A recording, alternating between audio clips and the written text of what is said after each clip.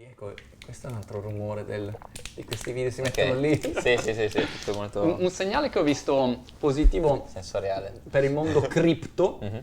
secondo me, poi non so, dimmi cosa ne pensi, questi qua che lavoravano in Snap praticamente e nel frattempo hanno sviluppato una piattaforma, credo si chiami Forge per Ethereum, Sì. di strumenti, di analytics. Credo loro siano partiti con analytics per gli smart contracts. Ok, ma che dati raccolgono? Non ne ho la più pallida idea. Ok. L'hanno annunciata ieri, Ah. però la cosa che mi ha colpito è che loro lavoravano in Snap Sì. E poi si sono focalizzati su... e hanno detto basta ste cagate, tra virgolette, ci spostiamo su Ethereum in un momento dove il mercato invece dice no, qua sta crollando tutto, Certo, chiaro, è la chiaro. fine delle Bearish. fini. Lo vedi come segnale positivo? Diciamo che sicuramente è un ecosistema in continua evoluzione e quindi attrae anche molti interessi esterni, no? Da chi fa lavori di altro tipo per cercare di capire se c'è un'opportunità per le loro competenze, no? Uno cerca di applicare le proprie competenze all'interno di questo ecosistema, dire ok, questo sistema blockchain, questo contesto ha alti e bassi. Quando abbiamo degli alti sono molto rapidi, c'è un'opportunità, potrebbe essere the next big thing, internet, una nuova ondata simile a quella di internet, vediamo se possono ricoprire un ruolo all'interno di questo ecosistema. Il solito discorso del se non vuoi all'italiana chi non risica non rosica. Chiaro. Ci si Quindi- buttano e vedono. Sì. Ma come fai tu a orientarti? Tu che vivi Mhm. dentro a questo mondo qui, come fai a orientarti nella marea di notizie che dicono tutto il contrario di tutto e che spaziano da ma questa è una cagata pazzesca a quelli che dicono no, ma qua è la rivoluzione delle rivoluzioni? Cioè, quali sono le tue fonti o il tuo approccio, il tuo framework per Sì. interpretare questo mondo cripto? Diciamo che di solito ci sono molti campanelli d'allarme, Mm. come le buzzword, Ok. che ti permettono di capire se chi sta parlando sa di cosa sta parlando per l'appunto, se si tratta di un bluff e di qualcosa che probabilmente non sta in piedi. Ok. E quindi, avendo comunque trascorso dal 2012, quindi più di 6 anni nell'ecosistema, riesco a capire quali sono, diciamo, degli interlocutori che sanno quello di cui stanno parlando e quelli che Sì. invece non lo sono. E quindi le buzzword sono la cosa più semplice da individuare e che ti fa Fammi qualche arrivare... esempio. Diciamo che per esempio adesso c'è tutto questo discorso del fare le elezioni sulla blockchain, per esempio, no? Ok. E mi stanno chiedendo da tutte le parti un feedback dicendo Thomas, ma ci hanno detto che si possono fare le elezioni sulla blockchain e che possiamo mettere in sicurezza tutta la corruzione, possiamo utilizzare Elezioni la trasparenza della blockchain. politiche, Elezioni intendi? politiche, Ah. sì, certo. Voto Trump sulla blockchain. Esatto. Wow. E questa è già, cioè rimbomba molto come ipotesi, no? Perché ovviamente tu dici, ok, facciamo le votazioni sulla blockchain, la blockchain ci hanno detto che porta sicurezza e trasparenza, abbiamo risolto il problema della corruzione Chiaro. e della manipolazione dei voti, no? No, in realtà questa è una delle grandi misconception, una delle grandi Perché?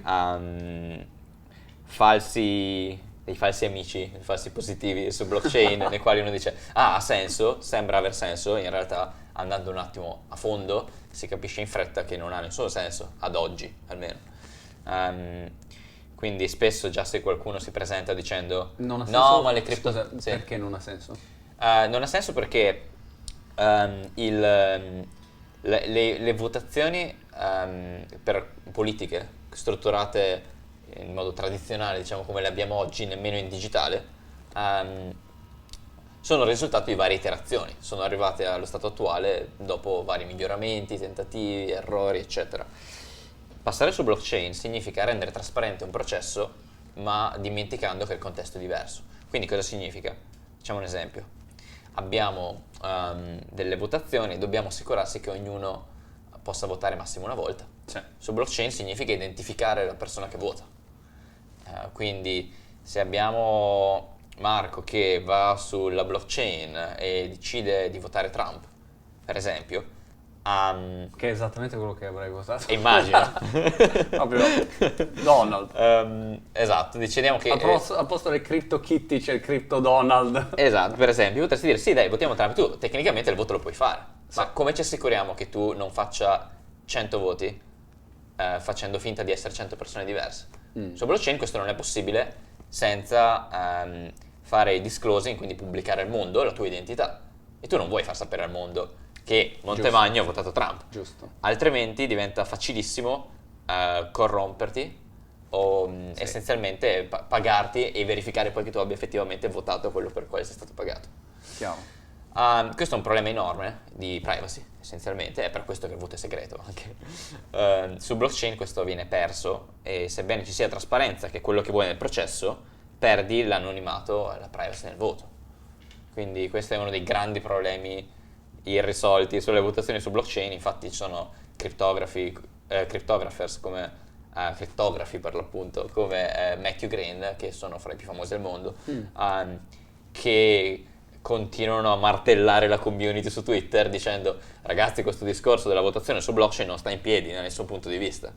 Quindi è una cosa che si riesce a vendere molto facilmente come idea, perché sembra molto... Certo. Però poi si scontra con Però la poi realtà. si scontra con la realtà e dici ok, in realtà non è possibile ad oggi farlo in modo sicuro, non abbiamo la tecnologia, ci mancano dei componenti. E tu hai delle fonti di informazioni che segui di più, per dire, io non so, c'ho il mio feed di tecnologia, ci sono alcune persone, alcuni media che seguo perché so che sono... Quali sono i tuoi o quali suggerisci?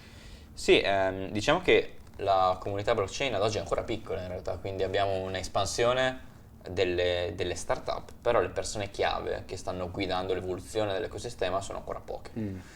E in passato c'erano dei forum di riferimento, erano un po' più difficilmente raggiungibili. Oggi invece direi che piattaforme social come Twitter stesso comunque contengono opinioni molto importanti e che stanno facendo avanzare l'ecosistema in modo rilevante. Quindi ci sono vari personaggi che seguo. Ok.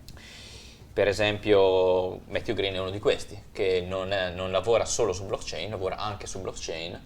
Lui è un crittografo, quindi insomma lavora uno di questi mattoncini che costruisce la blockchain e ci porta sempre un po' con i piedi per terra. Lui è uno che crede alla blockchain fino a un certo punto, e è importante anche per uno che ci crede molto confrontarsi con chi la pensa diversamente o chi comunque ha dedicato tutta la sua vita a argomenti così complessi che non sono alla portata di tutti. Quindi cosa fai?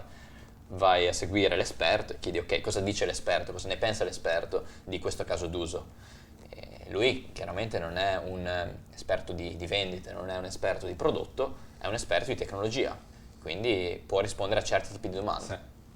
Mi piace molto questo approccio qua. Guardavo un'intervista con Brian Cox, l'astrofisico, ne parlavamo anche prima, e mi piaceva molto il suo approccio, che è un approccio dove non cerca di avere ragione, cerca di capire la verità. Chiaramente deve dire ok, qual è l'origine del mondo? E la cosa interessante è che il suo approccio è: faccio tutti gli esperimenti possibili e immaginabili, poi quando non riesco a contraddire, no, questo esperimento, lo pubblico, lo butto fuori e cerco all'esterno di trovare qualcuno che dica guarda, no, hai detto una cazzata, e se uno me lo dice sono contento perché almeno mi avvicino di più alla verità. E a volte mondo cripto invece vedo tutta gente che cerca di aver ragione, convincerti o che è una bolla o che è una figata pazzesca, e invece sono pochi, no? Quelli che vanno a scavare per dire ok, ma qual è l'applicazione vera, reale, utile? Sì, oggi no, in realtà la verità è che non lo sappiamo ancora. È come dire, proviamo a fare un passo indietro. Scusami il solito paragone con internet, però è molto calzante anche stavolta. Se a inizio anni 90 avessimo chiesto quale sarà il caso d'uso che renderà internet, che porterà internet alle case di tutti, probabilmente la risposta a inizio anni 90, se sarebbe stata metà anni 90, sarebbe stata l'email. Qual è ad oggi lo strumento su internet che tutti utilizzano? L'email. Certo. Poi ci sono altri componenti interessanti, pensiamo ai social, eccetera, no? Più recenti, però l'email era stata. Quindi anche nella blockchain abbiamo già dei primi elementi, no? Scusa, ti do un dato sull'email che mi ha molto colpito, che uno cambia più facilmente casa di quanto cambia la mail. Ah, interessante Perché questo. cioè, è Sì, sì, assolutamente lo strumento più sì, sì. diffuso in assoluto. È una delle conoscere. tue identità digitali, diciamo, no? Come Certo. potrebbe essere il tuo profilo Sì, sì. Facebook, Nonostante Twitter, tutti abbiamo eccetera. detto l'email è morta per una vita, no? Esatto. È morta, ma è sempre Però là. c'è ancora. Sì, Esatto. corretto. E non ci aspettiamo come il fax che se ne andrà in Sì. Quindi anche su blockchain diciamo che abbiamo dei casi d'uso che già vediamo, come le cryptocurrency, Bitcoin, che ti permettono di avere certe proprietà sul denaro, o anche il crowdfunding, come con gli ICO, i nuovi token che stanno nascendo, eccetera. Però non sappiamo ancora quale sarà di questi componente principale fra 20 anni. Non sappiamo qual è l'aspetto della tecnologia che la renderà fondamentale, no? È un'assunzione che comunque fanno delle persone che ci stanno lavorando da un po' e vedono il potenziale. Dicono, ci sono delle proprietà interessanti. Pensiamo che queste proprietà possano aiutare le persone e la nostra società. Come? Vari modi, quale sarà il più rilevante ad oggi? Difficile saperlo. Ok. Proviamo a tenere due ipotesi nella testa, Sì.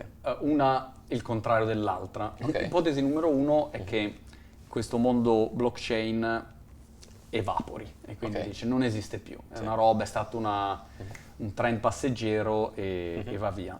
Ipotesi numero due invece è che fa parte proprio dei nuovi protocolli che utilizziamo come l'HTTP, eccoci qua. Certo. Quale delle due ipotesi ti sembra, diciamo, più probabile? Lo so, ma perché cosa dovrebbe succedere per andare in una direzione o nell'altra? Sì, chiaramente se stiamo avendo questa conversazione è anche perché io credo che la blockchain possa avere un ruolo molto importante, però anche come dicevamo poco fa è molto interessante confrontarsi con chi la pensa diversamente per vedere quali sono le diversità nelle assunzioni. Spesso parti da assunzioni diverse, da un'opinione diversa in generale su Sì. quelle che siano le caratteristiche interessanti o l'utilità per la società o una mancanza della società, e poi dici ok, quindi di conseguenza penso che la blockchain abbia un ruolo o non abbia un ruolo. Per me uno dei fattori principali è quello di dire che comunque la blockchain risolve un problema di trust che secondo me esiste, cioè la fiducia nella controparte. E nel momento in cui tu lavori o passi una parte sempre più significativa del tuo tempo su internet, la controparte quasi sempre non è una persona che conosci o che hai incontrato tutti i giorni. Quindi c'è un problema di fiducia con tutte le persone e i servizi, le aziende con le quali interagisci su internet tutti i giorni. E la blockchain ti aiuta a risolvere con una tecnologia nuova un problema di fiducia con queste parti. Quindi il Bitcoin come concetto è una delle applicazioni più ovvie, cioè come faccio a scambiare valore con persone delle quali non mi fido. E questa è una delle possibili soluzioni. Come faccio a portare trasparenza in un processo nella quale penso che la maggior parte degli attori sia onesta ma non la totalità? Blockchain aiuta. Tendenzialmente quando hai una società nella quale vieni inserito può essere anche una comunità online, pensa a un Second Life o pensa a non lo so, a una qualsiasi comunità online. Fortnite. Sì, Fortnite, esatto. Potresti fare delle assunzioni su questa community piuttosto solide, come per esempio dire penso che la maggioranza dei player sia connessa per divertimento. Questa è una cosa che dici, ok, secondo me è credibile, posso basarmi su questa assunzione. Però potresti anche dire può essere che qualcuno sia dentro questo gioco perché è pagato per farlo, per un motivo o per l'altro, magari è stato pagato dall'utente per migliorare il proprio profilo, raggiungere certi tipi di obiettivi, eccetera. Quindi hai un sistema dove tu hai una ragionevole certezza o sei convinto del fatto che comunque la maggioranza sia onesta, ma non la totalità. Tu però devi interagire con tutti questi player. Come fai? La blockchain diciamo che riesce a intermediare e risolvere questi problemi, quindi non fai intermediare a un arbitro, che è quello che di solito chiami in gioco, cioè, oddio, non mi fido di Marco, chiamiamo un arbitro del quale ci fidiamo entrambi che intermedia in tutte le nostre transazioni, economiche o meno.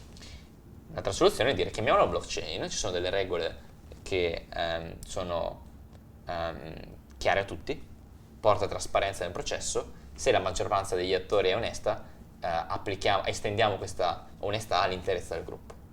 Quindi questo è un po' quello che ti porta alla blockchain. Secondo me questo è uno degli elementi fondamentali per permettere la creazione di community che abbiano delle caratteristiche scalabili, quindi per esempio il fatto di poter stare tranquilli del fatto che non verrai fregato su internet alla fine anni 90, inizio 2000, dove tutti erano spaventati di transare su internet, no? Poi ci sono state delle soluzioni, le soluzioni per ora hanno sempre fatto appoggio a degli intermediari che hanno alzato i costi e semplicemente spostato la fiducia dalla controparte all'arbitro, all'intermediario.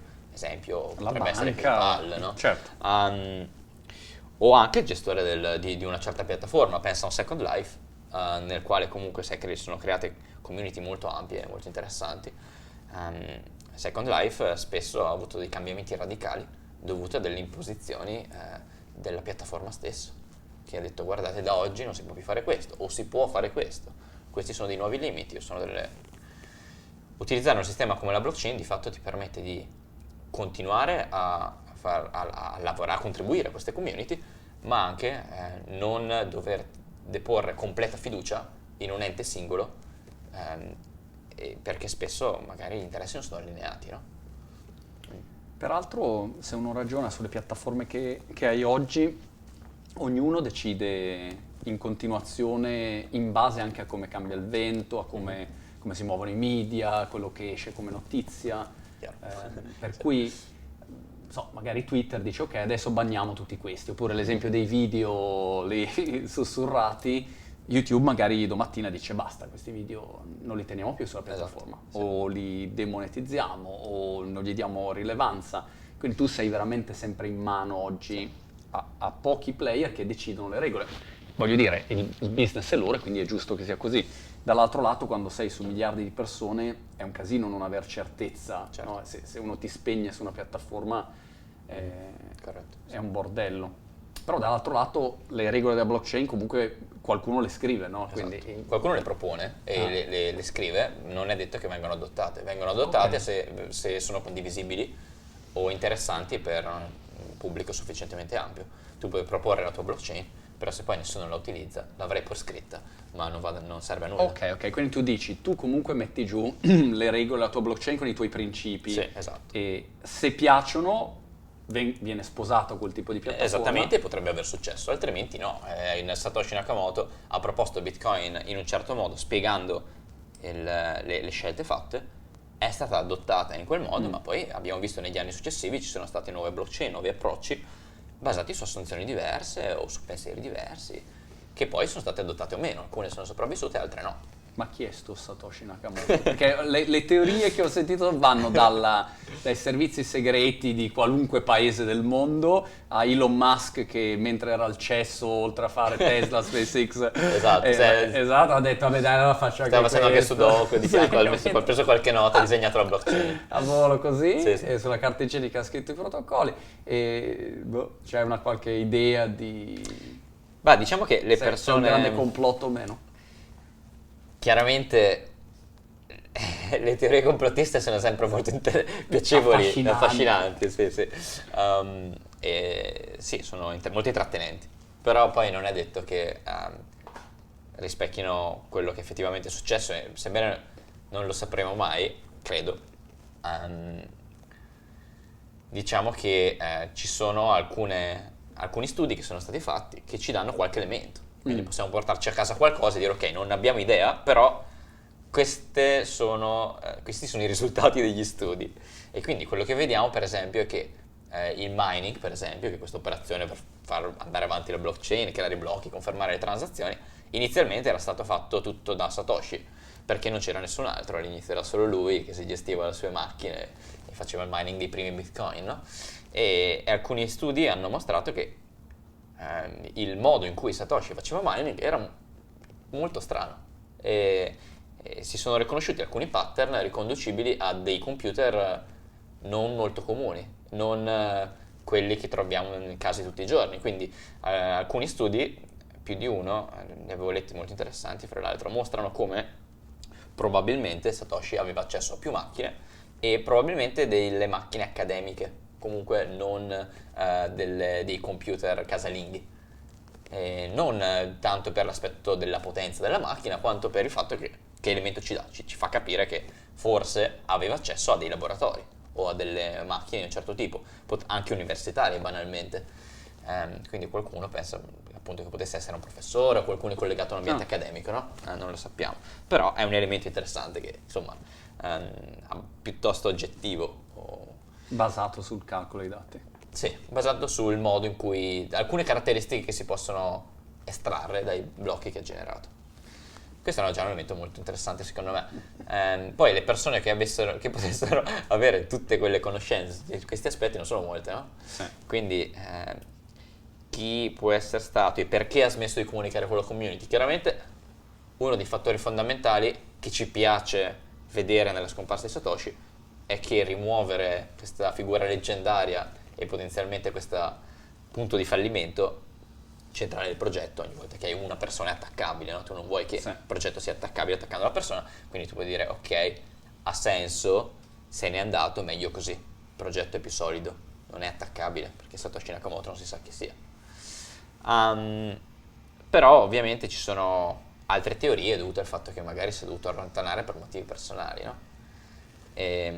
Uno dei personaggi che spesso viene ipotizzato come risposta al quesito di Satoshi Nakamoto è Nick Szabo, però secondo me Nick Szabo, sebbene se avesse lavorato sulla cosa da inizio anni 90 se non prima e scritto molte del materiale che probabilmente è stato usato come spunto, lo vedo molto distante dalla risposta, anche parlandoci, o comunque è un personaggio che secondo me è molto improbabile che Ma lui ci sia un poi ha match. popolarizzato e inventato il tema, il smart contract come termine, giusto? Esatto, sì, pessima contribution al settore. Visto che era solo un smart Non può essere lui. Quello non ci può aver azzeccato. Dimmi una cosa sul mining, perché adesso con il crollo dei bitcoin, dove immediatamente hai quelli che dicono ecco lo sapevamo, Certo, ora è la classico. rovina, e gli altri che dicono invece Sì, no, adesso sono fatto di aspettare. Certo. Chi faceva mining e faceva business facendo mining, in questo momento che fa? Io ho lavorato nel settore del mining in Texas nel 2014 per un po', e ero arrivato a gestire il 5% dell'hash rate di Bitcoin. Per l'azienda avevamo 10.000 macchine in tutti gli Stati Uniti. 10.000 macchine sparse negli Stati Uniti? Sì, avevamo 10 data center e producevamo dei miner noi, li vendevamo alla community e poi abbiamo iniziato a fare mining anche noi.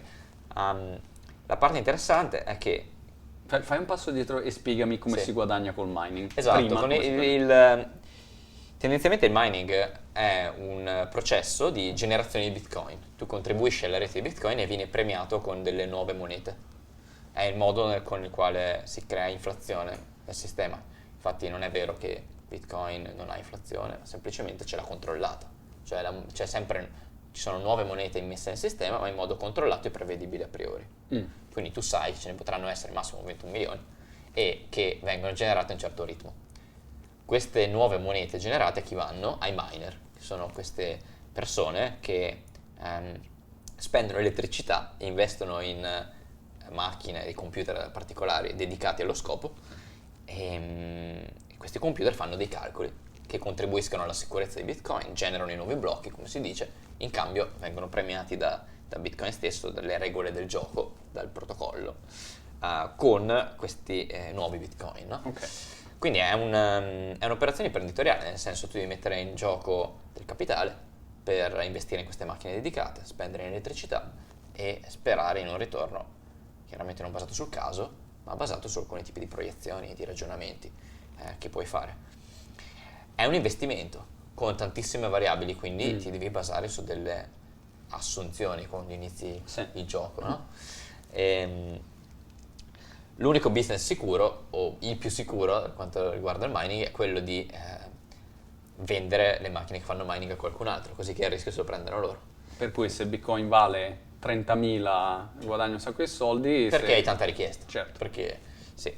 Tendenzialmente i miner guadagnano molto quando il prezzo sale. Non quando è alto, ma quando sta salendo. Perché? Perché il metodo di distribuzione delle nuove monete dipende proprio da questa cosa. Quindi quando tu hai una rete stabile, quindi facciamo un esempio, il prezzo di Bitcoin sta a $4.000 per un anno, ok? Quello che succede è che i miner sono in una situazione di equilibrio, quindi la rete non sta non ci sono molti nuovi miner probabilmente, e non c'è nemmeno una diminuzione del numero di miner, quindi più o meno è stabile la situazione. In quel caso il miner guadagna poco, ma in modo sostenibile. Quindi non è una grande opportunità per il miner dire ok, tutto è stabile, guadagno un poco, ma costantemente. Quello che il miner vorrebbe è guadagnare tanto rapidamente, e che è l'unica circostanza nella quale puoi ottenerla è proprio quando il prezzo sta salendo, oppure quando è un nuovo processo produttivo di queste macchine. Comunque ormai siamo a regime, il processo produttivo di queste macchine di mining è già stato ottimizzato tantissimo, non c'è molto spazio per questo secondo fattore. Quindi il miner cosa aspetta adesso? Che il prezzo salga e che le sue macchine rendano in dollari più di quello che rendevano prima. Al contrario, quando il prezzo scende, per il miner è un disastro. Perché in questo momento chiudono, cioè come fanno molti a sostenere? chiudono perché i loro costi in elettricità sono fissi e costanti, indipendentemente dalla rete. E chiaramente nel momento in cui tu hai delle macchine che hai pagato un tot, spendi una certa cifra fissa in elettricità e le entrate diminuiscono perché il prezzo è sceso, hai un problema. E il problema tendenzialmente si riflette in spegnere le macchine e decidere cosa fare. Potresti aspettare che il mercato si riprenda assumendo che lo faccia, oppure no. Spesso poi questi miner hanno altri costi fissi oltre all'elettricità, per esempio hai bisogno del capannone, del personale, tutte queste cose, no? Quindi poi lì sta anche nel cercare un posto dove l'elettricità costi poco, dove i costi fissi non siano elevatissimi, eccetera. Ma e nel momento in cui il mercato va giù, continua a stare giù, e tu hai miners che continuano a chiudere, e poi chi lo mina sto Bitcoin? Beh, tendenzialmente quello che si crede dal punto di vista teorico è che quando il prezzo è basso i miner non hanno interesse a vendere Bitcoin a quel prezzo, quindi c'è meno pressione di vendita, quindi in teoria il prezzo è più facile che risalga, perché i miner quando il prezzo di Bitcoin è alto hanno interesse a tenere accese le macchine, prendere i Bitcoin di premio e venderli. Non si prendono un rischio speculativo sul fatto che continuerà a salire, semplicemente vendono. Quello non è un problema perché stiamo dicendo che sta salendo. Chiaramente quando il prezzo scende è un po' un disastro perché il miner non sa se deve tenerlo e aspettare che risalga o venderlo, perché aspettando potrebbe voler dire anche che lo vende in perdita, no? Chiaro. Quindi è un po' una situazione controversa nel quale tendenzialmente il miner deve fare delle scelte basate sul prezzo che non è mai facile fare. Per esempio questo business al quale stavo lavorando come dipendente nel 2014 è stata, mentre il prezzo stava salendo, è stata la startup nel 2014 a più rapida crescita a Austin, quindi eravamo il numero uno. Siamo passati, quando sono arrivato io eravamo in 4, 2 mesi dopo eravamo in più di 40. Che al tempo nel settore blockchain, fra l'altro, era molto grosso, sì, era notevole come risultato. Un anno dopo l'azienda ha chiuso, perché il prezzo è iniziato a scendere e uno dei parametri sul business plan era un numerino magico, una delle famose assunzioni che diceva ma Bitcoin quanto potrà valere minimo fra un anno? Esatto. Quel numerino noi l'avevamo messo a $300 perché il prezzo quando l'abbiamo definito era già sopra $300, stava salendo rapidamente e pensavamo non sarebbe mai sceso sotto ai $300 in quel periodo. C'è sceso per qualche mese, è bastato per far spaventare, per non far tornare i conti, non rendere profittevoli l'esecuzione delle macchine e spaventare gli investitori che hanno rivoluto il capitale. Certo. Quindi queste piccole dinamiche, magari se avessimo tenuto le macchine spente per 3 mesi, poi avremmo se cambiavate il numerino all'inizio. Esatto, è che poi ovviamente hai dei costi fissi che dipendono da quello. E cosa ti aspetti diciamo, come andamento di questo settore? Ovviamente tu hai una visione positiva, però realisticamente che curva vedi adesso di questo mondo? Guarda, adesso la scommessa più grande. Se risale, cioè che tempi ha per risalire? Esatto, questa è la domanda chiave per la maggior parte delle aziende nel settore. Cioè ci sono startup che hanno raccolto capitale in modo diverso e ora stanno dicendo ok, siamo in una fase bearish del mercato, quindi sono bassi, le aspettative sono più basse, eccetera. Che facciamo? Quanto dura? Non possiamo tirare avanti all'infinito con una Chiaro. traction limitata. Chiaramente anche in un momento del genere del mercato c'è un po' di disinteresse che tendenzialmente è ciclico, segue un po' i prezzi, l'attenzione sui media, eccetera. No? Quindi, che fare? È inevitabile che se la fase bearish del mercato si trovasse a durare qualche anno, probabilmente molte aziende dovrebbero chiudere.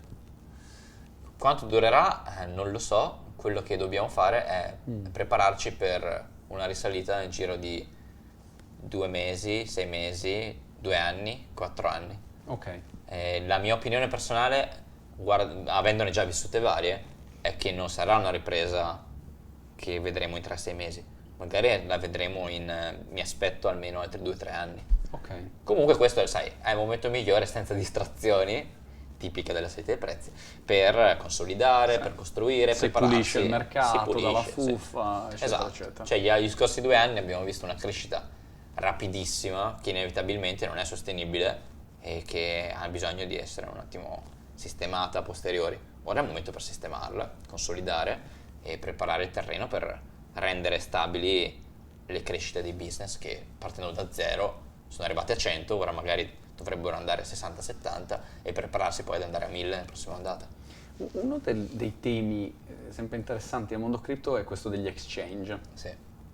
E ovviamente negli Stati Uniti c'è Coinbase che ha raccolto una marea di non solo di investimenti ma anche proprio di sostenitori complessivamente, Sì, certo, cioè il interessi, network che sì. c'è dietro Certo. non sono Sì. proprio due scappati di casa. No, chiaro. E quindi questo fa sempre riflettere sul fatto che probabilmente se continuano a spingerci c'è fiducia sul fatto che la direzione è quella. Poi peraltro io ogni giorno vedo, si parla di newsletter, ho lanciato una nuova startup che manda una newsletter ogni giorno Sì. con le 10 notizie e ogni giorno in queste 10 notizie noi abbiamo in continuazione nuovi investimenti di qualunque tipo in cripto, nuove Sì. iniziative. Sì, molto E aspettativo. Facebook fa il test, adesso ha comprato l'azienda cripto e si continua a vociferare, insomma tutte le aziende grosse stanno lavorando sul mondo blockchain in generale.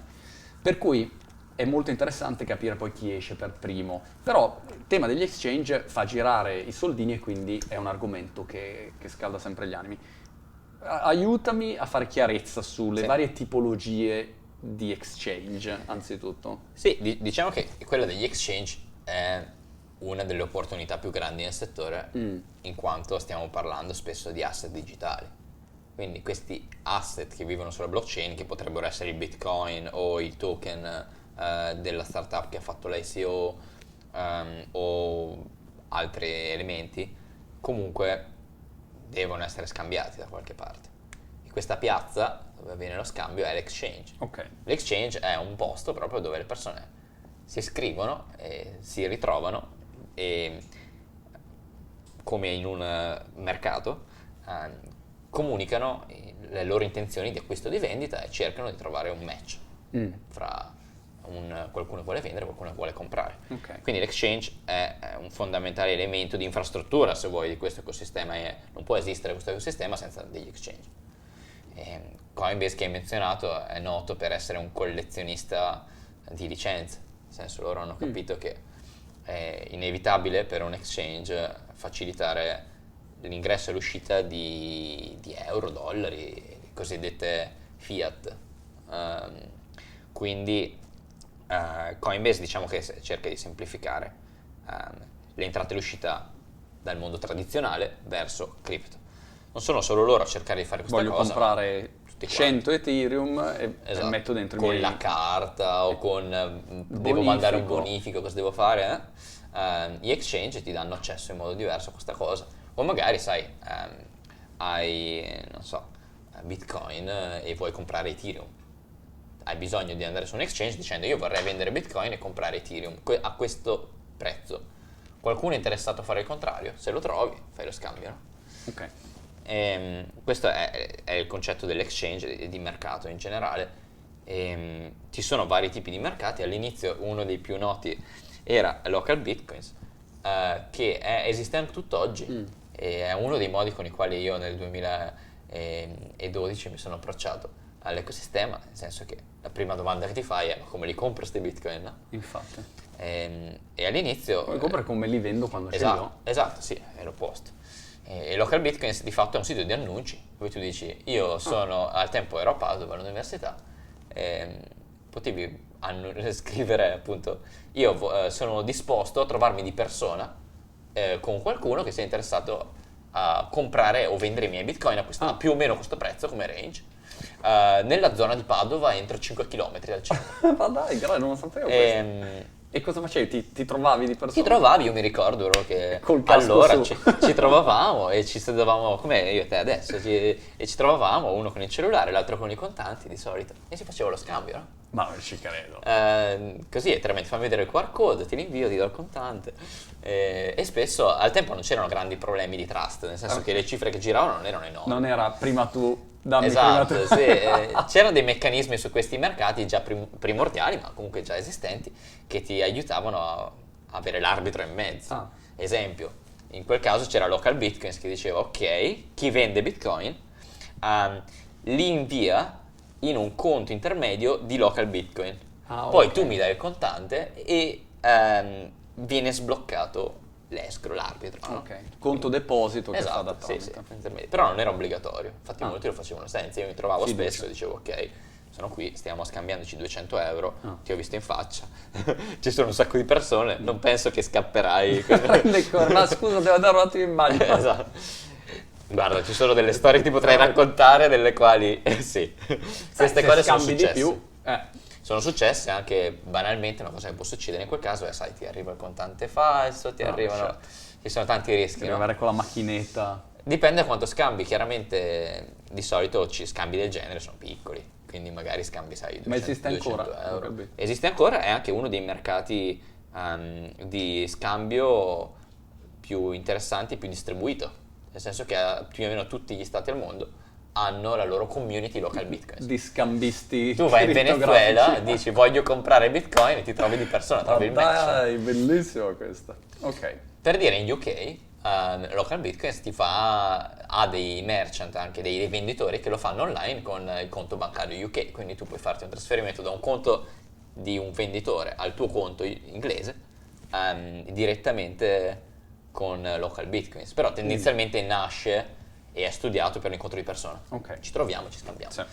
Questo è il primordiale exchange nel quale risolvi il problema, e ti dirò, nel 2012 era molto complesso anche trovare un match, perché tu dicevi: ok, devo fare 100 km per trovare il vendita. Io ricordo al tempo, in Veneto giravamo, io mi trovavo in auto a volte per fare un'ora di macchina e andare, che ne so, da Verona a Venezia o dove, per fare uno scambio magari. Ok.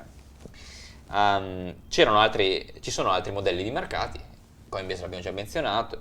Un nuovo modello di mercati è quello decentralizzato. Però scusami, Coinbase praticamente come se fosse una banca, cioè io se voglio comprare Bitcoin faccio un bonifico a Coinbase, come se dovessi fare un bonifico a TransferWise, per dire, se devo mandarlo, quindi faccio un bonifico a Coinbase, i soldi sono là e a quel punto li trovo nel mio borsellino e lì faccio le mie operazioni. Esatto. Diciamo che se craccano Coinbase... chiaramente il problema del modello Coinbase è che ti devi fidare di Coinbase, perché Coinbase di fatto è una piazza nella quale loro raccolgono tutte queste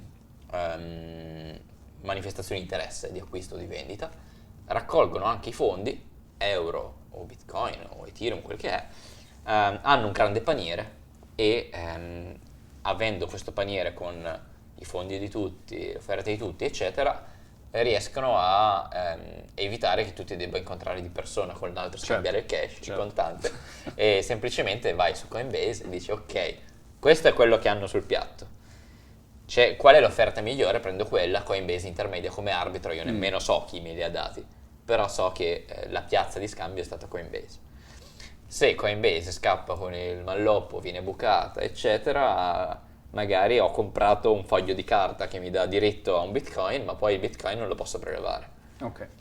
Quindi infatti lì di fatto stai scambiando credito, no? Stai scambiando credito dollaro con credito Bitcoin. se scambi dollari contro Bitcoin. Ci sono poi questi Bitcoin o questi dollari? In teoria sì, in pratica lo scopri solo quando chiedi il prelievo. Come dire, cosa succede se tutti proviamo a prelevare dalla banca? Certo. Dipende. Per cui Coinbase, diciamo, è come fosse una banca. Sì. Di fatto, È il come modello funziona banca. il modello Sì, banca. certo, sì. E l'altro modello invece è decentralizzato, che è quello su cui tu ti Sì. sei anche buttato. Sì, il modello decentralizzato è un modello nuovo, relativamente recente, è da ormai un paio d'anni che esistono i primi exchange decentralizzati. Ora stiamo vedendo un'evoluzione di questi exchange, perché sai, dalla prima versione primordiale a quella utilizzabile da tutti servono varie evoluzioni, iterazioni, scontrarsi con vari muri, eccetera. E essenzialmente l'exchange decentralizzato cerca di dire ok, serve questa piazza, questo mercato di scambio, però troppi exchange sono saltati e troppi fondi sono stati persi, pensiamo all'MTGOX che è ancora in corso nelle cause e tutto quanto, non vogliamo ricapiti, diamo delle garanzie all'utente, visto che la blockchain serve a quello, per permettere di fare in modo che sia la blockchain stessa la piazza di scambio, no? Quindi gli exchange decentralizzati dicono ok, la piazza di scambio è uno smart contract che vive sulla blockchain. Questo smart contract ci dice come funzionano le regole della piazza. Non si può barare, i fondi devono esserci e lo scambio è istantaneo, atomico, come si dice, si chiama atomic swap, che è uno scambio atomico. È come dire, troviamoci di persona, tu mi dai il bitcoin e io ti do il cash. Nello stesso momento. Sì, nello stesso momento, è proprio quello il concetto. E lo smart contract fa quello, ti assicura che sia nello stesso momento, che avvenga nello stesso momento lo scambio. E l'exchange decentralizzato fa quello, no? E di fatto ti aiuta a incontrare domanda e offerta senza possibilità per le parti di barare o di non avere i fondi. Ok. Il concetto è quello. E quando vedi ibrido, mica ibrido...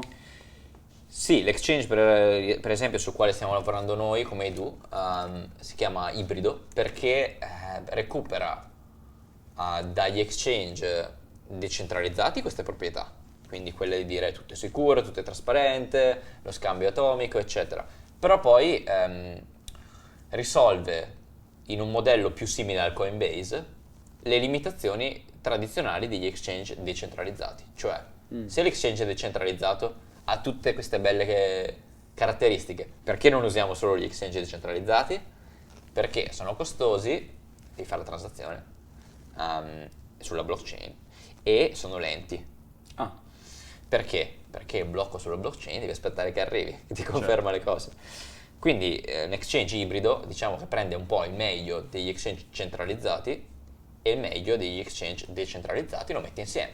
Ti dice, guarda, la transazione la facciamo solo quando abbiamo chiuso l'accordo, quindi magari aspetti qualche secondo per la conferma che il trade è andato a buon fine, però tutto il resto ha un look and feel, ha un'esperienza utente simile a quella dell'exchange normale.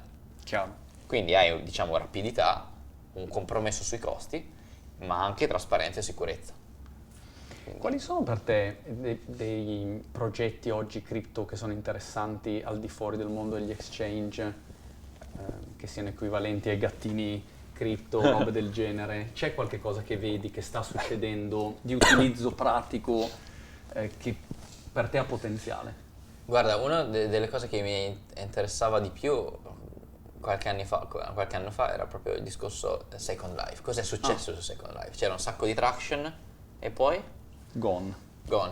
Ora stiamo vedendo lentamente il ritorno di questa cosa. C'è un progetto nello specifico che mi piace molto, si chiama Decentraland, che di fatto vuole essere un nuovo Second Life e dire ok, su Second Life delle cose sono andate storte, non ripetiamo gli stessi errori, usiamo la blockchain, ma anche l'interfaccia carina, il mondo virtuale, il terreno, eccetera, per creare una community virtuale sicura, dal giorno zero delle monete, con appunto le caratteristiche che hanno reso Second Life un po' interessante, no?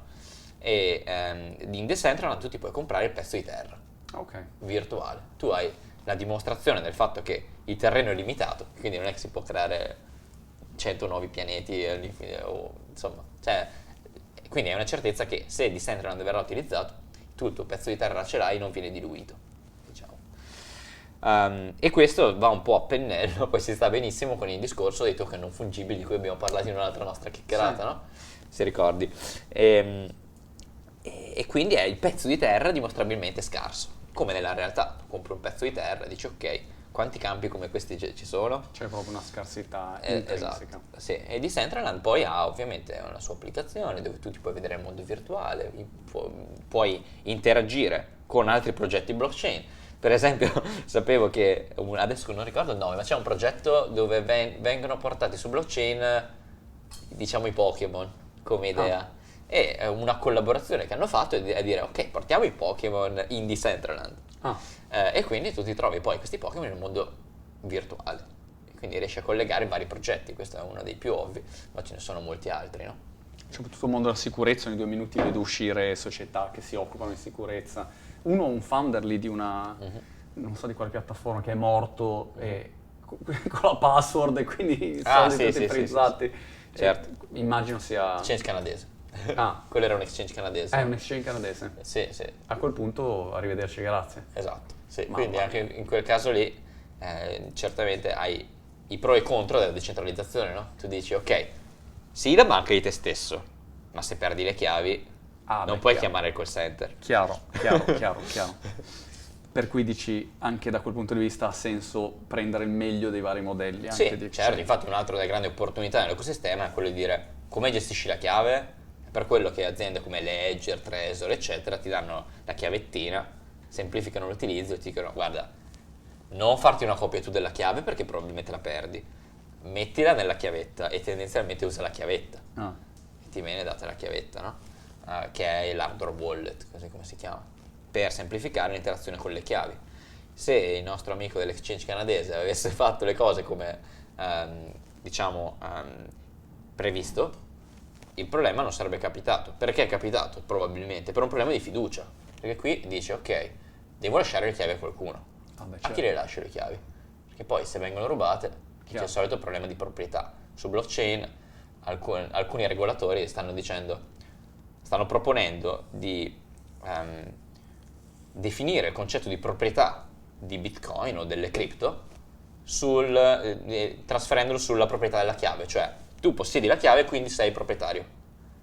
Questa cosa non sta in piedi e proprio fa trasparire questo problema anche dell'exchange canadese, perché sai, la chiave di un wallet ce la possiamo avere tutti in questa stanza, Certo. Chi è il proprietario? Chiaro. E poi Qualcuno se ce potrebbe l'hai averla. io te la ciulo, dico eccomi qua. Esatto, ma poi potremmo anche averla entrambi, la puoi copiare la chiave. Quindi poi il proprietario sono io o sei tu. E se tu avevi la chiave io l'ho copiata di nascosto, tu non sai che proprietario potrei essere anch'io. Quindi capisci che c'è un concetto di proprietà un po'... Labile. Sì, sì, nuovo. Grazie mille. Grazie a te.